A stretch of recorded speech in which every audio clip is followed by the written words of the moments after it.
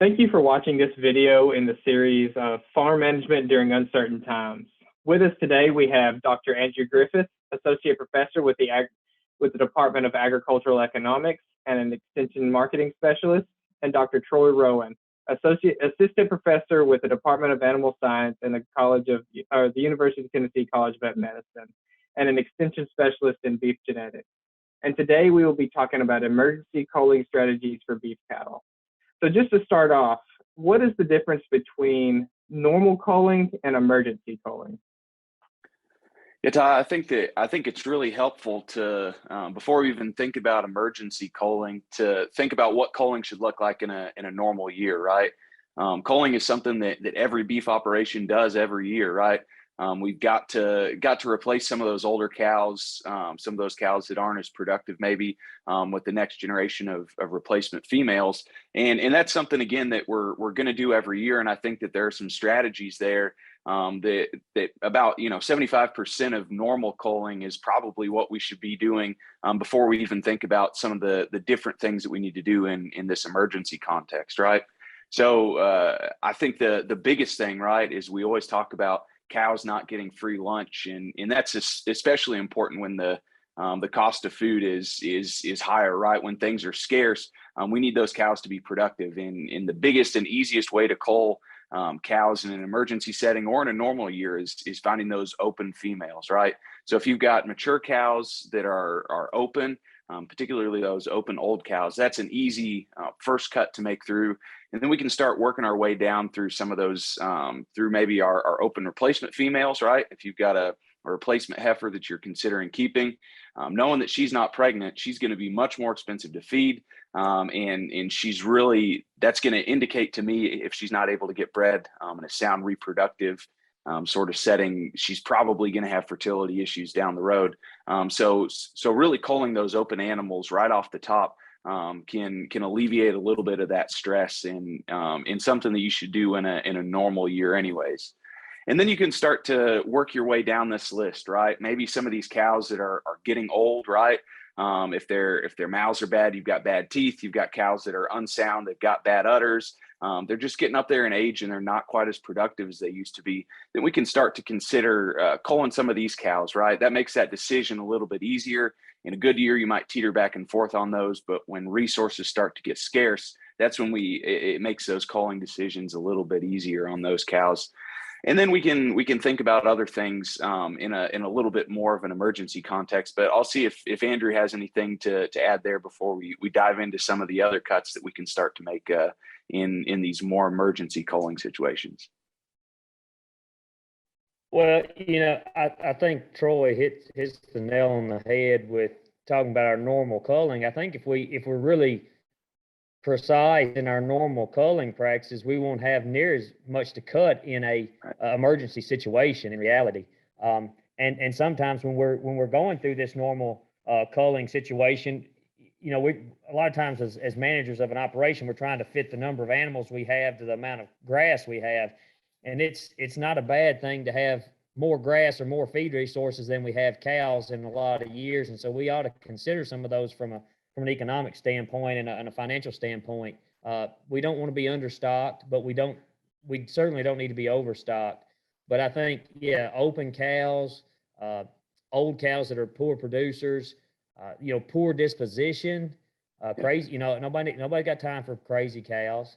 And then looking at starting to look, even in those normal culling practices, when you're trying to just look at some of those cows that don't produce a very good calf. There are young cows and old cows that wean calves that just aren't any count and don't, they've done it a year, 2 years in a row, don't expect the third year to be any better.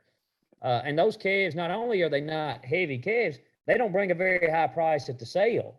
There's other problems associated with them. So, that's just, I'm just supporting what Troy's saying there. Yeah, I think that's a really good point, Andrew. And a reason I think that record keeping on farms is really important, right? You can remember maybe that cow didn't have a great calf last year, but if you've been keeping good records, right, you understand what that calf weans year in and year out. Has she had calving trouble year in and year out? That makes those decisions a little bit easier when you can back them up with years of data, right? So those unproductive cows, being able to keep production records, refer back to them, you can start to make a little bit more of a data informed decision on which cows get to stay and which cows probably need to go due to those sort of repeated years of poor production. Right. So say that I've been building up my genetic herd for quite a while now, and I'm pretty happy with my stock, but things are starting to go a little south. You know, maybe there's some drought going on to where my field just can't quite keep up with it, and then feed prices, especially right now, they're so high, so it's hard to think about having to buy anything of that. When do I start having those conversations about emergency culling? Yeah, I think Andrew can maybe speak to this a little bit better than me, but my answer would be earlier rather than later, right? For a couple of reasons. One, if you're staying sort of fully stocked and your pasture resources get really, really bad and you're not able to supplement because feed costs are so high, the condition of those cattle is going to erode so fast that's going to be a major disadvantage when you go and try and market those cull cows. Even if we go back and do the culling strategy, sort of like we talked about, if you wait too late, the condition on those cows declines, and then the market gets saturated with all of your neighbors also culling cows, right? That can be a major problem. So I think that as we start to think about when to cull, thinking about that and starting those conversations earlier rather than later is typically advantageous to you. And just like Andrew said earlier, the worst case scenario, right, is you've culled some of these cows that probably needed to be culled. You've got some extra forage resources if the faucet turns back on, right? But rather than getting into real desperation mode later with a saturated market in cows in poor condition. But maybe Andrew can talk a little bit more to that. Well, I mean, I've been around a long enough time on this earth to realize that, you know, it's not if we're going to have drought, it's when and how long it's going to last. And so I think you should always have a management plan prepared of some sort on knowing what route you're going to go. And that depends on what time of the year you're in. Here we are here in August, and a lot of these spring-born calves technically could be weaned right now. You know, and if you know there's cows that you're going to sell anyway, hey, sell them right now, wean the calf, keep the calf at home and let it continue to eat because he doesn't eat near as much as mama does. And so, you know, that's just an example of the specific time period we're in right now. Now, if this was in the springtime, you might have a different decision if the cows are about to drop calves or if they've already hit drop calves and we're hitting a situation where we need to cull livestock. You never know, but I think it's something that, you know, whatever plan you come up with this year, keep it written down somewhere because you may need it next year, or you may need it 5 years from now. And so, you know, nobody has ever been hurt by prior planning. Yeah. So you've got your plan, you have executed it because there's, you know, the drought's been going on and you don't have to pay for feed. How do you know whenever you're done culling so that way you can make it until next year and still have a good solid operation going? Yeah, I think that's sort of a multifaceted question, right? And it's going to depend operation to operation. Andrew's totally right. The timing of the drought in when you're doing this culling in the context of a production cycle, that really matters, right? It might just be such that you can get by weaning those calves maybe a few weeks or a month or so early, right? Than what you would typically do, right? And maybe that can get you through, right? But also, you know, I think it's also important to understand what your forage base looks like. Are you stocking right at capacity to start the year off, or do you have a little bit of wiggle room, right? That's going to depend from operation to operation, right? In really just understanding what your forage resources look like, in how you can sort of project that out if the drought persists. That's going to depend sort of when you're culling, what culling level I guess is enough in that context. I mean, you know when you stop culling is when you run out of cows, right? That's what I'm looking at. When you run out of cows, that's when you stop culling. Now, Troy is correct in saying it really depends on the situation and where you are.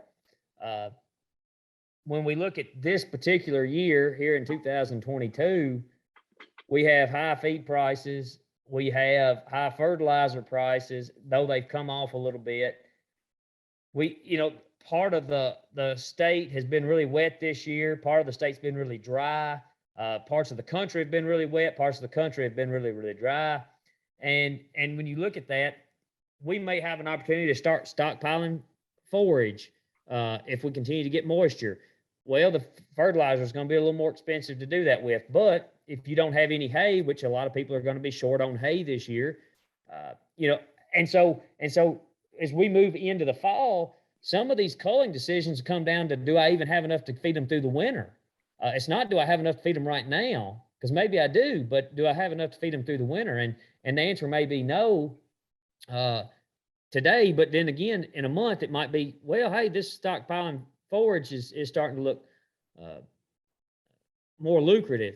So, it's a moving target, but again, that's where we have to make a plan. And when we have that plan based off of today's information, and in a month we have new information, we revise that plan to fit that situation. And yeah, you might have, I know people talk about they've spent years and years building their genetics. And most of them, I can guarantee you, can still buy better genetics than what they have. Right. All right. So it's not, you shouldn't live and die by what you've been working on and building. I'm not saying that what you have is not good, but if you put yourself out of business by making poor decisions, what you had will still not be there. You can make the decision to sell it, or you can make the decision to keep it. And if you lose them either way, it's a loss. So, you have to think a little bit longer term than the next 3 months or the next 6 months. Sometimes you have to be thinking 4 or 5 years down the road. Right. And I think there's sometimes in these situations when you think about emergency culling, right, decisions that might seem like they're short-sighted, but again, if that keeps you sustainable, your operation sustainable for the next year, and that next year is the key to the long term. The thing that immediately comes to mind is maybe altering the replacement heifers that you're developing at that time, right? Those girls, they might not have as big of they might not consume as much as your mature cows, right? But the quality of that feed has got to be better for those developing replacement heifers. Maybe altering that number a little bit, keeping a few less of those who aren't going to put a calf on the ground for you that year. But also thinking how that impacts you in the long term, right? Is really, really important. And the other thing that I'll mention here while I'm thinking about it is as we think about revenue in these tough years, right? We might have a lower amount of wean calf weight, but also keeping in mind that these cull cows are worth something, right? And I don't know, I don't keep up with the cull cow market quite like Andrew probably does, but my guess is that's gonna, in these extreme drought years, right? Those cull cows are worth something, and that might be what gets you through the year, right? You might lose a little bit of wean calf weight, but getting through some of these cows that really needed to be culled, in doing so before their condition erodes into that really desperate place, I guess is maybe a little bit, or I guess a way for us to keep above water when it comes to being profitable in these really extreme drought years. That's exactly right. The slaughter cow market has been very, very strong this year. There are some regions of the country where prices have declined because of the flood of animals coming to market. But I can guarantee you by October, prices will really decline. October and November for those females. And it's really important. You talk about them losing body condition. If let's just say they're bringing $70 a hundred, that extra, if you keep a cow long enough to lose 100 pounds, which is very feasible in these conditions, you don't have to keep her very long to lose 100 pounds, especially with a calf nursing her. Sometimes that 70 or 75 extra dollars that you got from selling her 100 pounds heavier on top of that, she might be in a higher condition, which might bring a little bit higher price. So you might be losing more than $70 if you let her. You might be losing closer to $140 or so if you let her decline in body condition. So yeah, I mean, all those factors come into play here, and it's very important to consider them all. And that goes back to the fact of there's nothing wrong with being understocked every year. You know, 100% in a good in a being 100% stocked in an average year. Well, we never have an average year. That's trying to hit 1 point. If you know anything on statistics, hitting a 1 point on a continuous scale of probability 0. And so, here we are trying to. It's all right to be 80% stocked and know that you're going to have that forage resource, and it gives you more flexibility to make decisions. Well, thanks, guys. I think that's a lot of good information. Obviously, it's a rough situation to ever have to think about doing this. It's not a decision to have to take lightly, and it's not the only decision that you have to think about. There's a lot of mixed operations out there that are having to worry about their crops. Andrew, I know you know a lot about that. Interest rates are going up, inflation has taken effect, and then also whenever you're selling these cows that you have in production, you got to think about the tax implications of that as well. And you can see some of that in some of the other videos that'll be posted on here. But outside of that, do y'all have any final thoughts? I don't think so. Thanks, Ty. Thanks, All Ty. right, yeah, thanks, guys. Yeah, have a good one.